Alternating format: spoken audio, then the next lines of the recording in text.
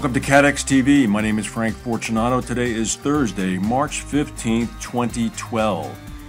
The European Union is responding to Prime Minister David Cameron's blasting of the new proposed financial regulatory scheme Solvency II. The European Commission released a statement this morning in which it said that it fundamentally disagrees with statements made by some insurance companies that Solvency II leaves them with no choice but to leave the European Union.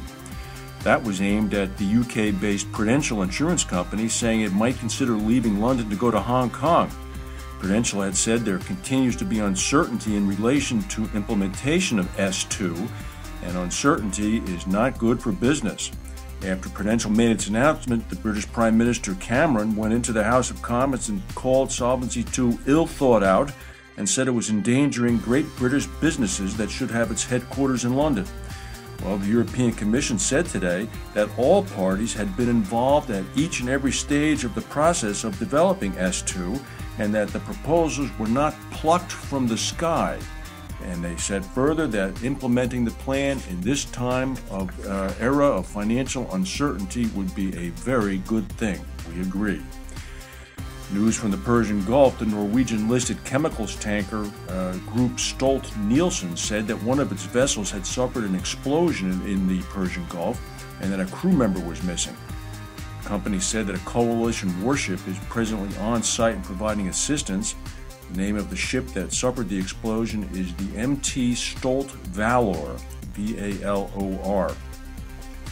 There was a series of aftershocks in Japan yesterday. We reported one of them about an hour after we went on the air. There was a second earthquake near Tokyo. The first quake was a 6.9 quake up near the northern island of Hokkaido. That didn't do any damage. The second quake was a 5.7 quake that occurred about 45 miles east of Tokyo, and it shut down Narita Airport for about half an hour. According to the catastrophe modeling firm EcoCat, they expect that insured losses from those two events will be less than $100 million. A U.S. health insurance company, Blue Cross Blue Shield of Tennessee, is being fined $1.5 million for a 2009 data breach in which unencrypted information of some 1 million BC members were stolen. That fine comes on top of the $17 million that the company's already spent on investigating, notifying, and protecting those whose names were stolen. A federal investigation has confirmed that's what's been widely reported for 18 months, that the Bank of America, Wells Fargo, and other major mortgage service providers signed foreclosure documents without always verifying the accuracy of the forms.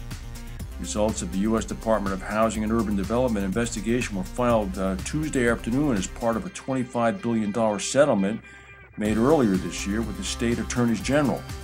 The document detailed findings at the Bank of America, filled with anecdotes from unnamed employees, including allegations that were later corroborated that automatic signing instruments signed hundreds of documents on a daily basis, including 18-inch stacks of pages, without ever verifying the information.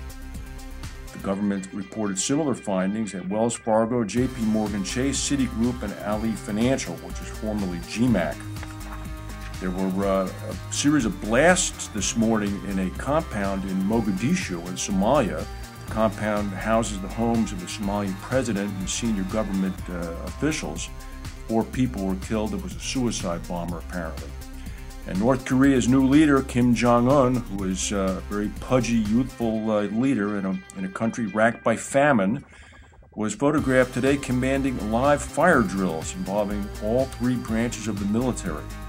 In a high-profile military appearance for Kim, who's taken over a slew of prominent titles, including Supreme Commander of the military, he made a series of visits to military bases in recent weeks. This is happening just after the country agreed to submit to greater nuclear inspection in return for food shipments from the United States. That's the news for today. If we have any breaking news, we'll come back and tell you. Thank you for watching.